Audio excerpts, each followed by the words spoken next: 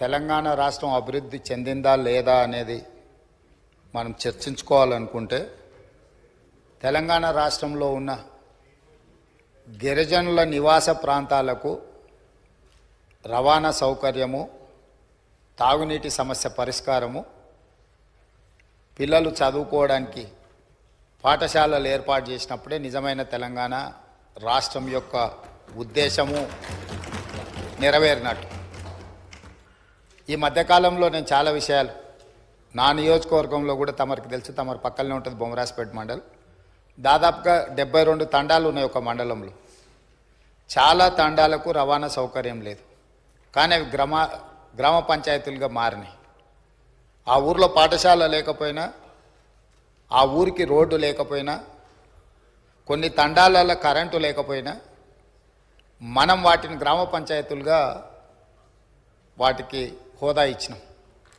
అందుకే ఈ ప్రభుత్వం నిశితంగా గమనించి ఈ తెలంగాణ రాష్ట్రంలో ఉన్న అన్ని తండాలలో గ్రామ పంచాయతీలుగా రూపాంతరం చెందిన, గతంలోనే గ్రామ పంచాయతీలుగా ఉన్న తండాలకు ఖచ్చితంగా తండాల నుంచి మండల కేంద్రానికి 100% బీటీ రోడ్డు వెయ్యాలి అని మా ప్రభుత్వం నిర్ణయం తీసుకున్నది.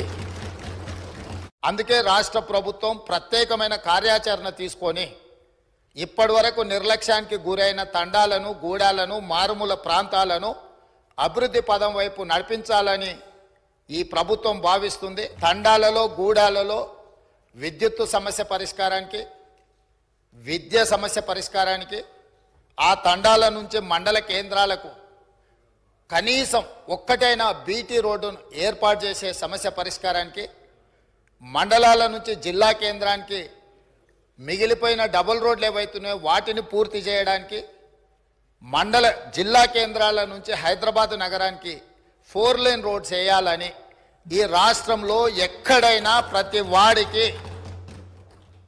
ఒక మంచి రవాణా సౌకర్యం ఏర్పాటు చేయడం ద్వారా ఇవాళ పేదవాళ్ళు కష్టపడి వాహనాలు కొనుక్కుంటున్నారు, కానీ సొంత ఊరికి పోవాలంటే రోడ్డు ఉండడం లేదు.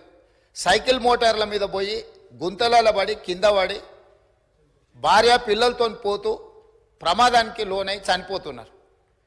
దీనికి కారణం మనం సరైన మౌలిక వసతులు ఏర్పాటు చేయకపోవడం. అందుకే రాష్ట్ర ప్రభుత్వం ప్రత్యేకమైన కార్యాచరణ తీసుకొని ఇప్పటి వరకు నిర్లక్ష్యానికి గురైన తండాలను, గూడాలను, మారుమూల ప్రాంతాలను అభివృద్ధి పదం వైపు నడిపించాలని ఈ ప్రభుత్వం భావిస్తుంది.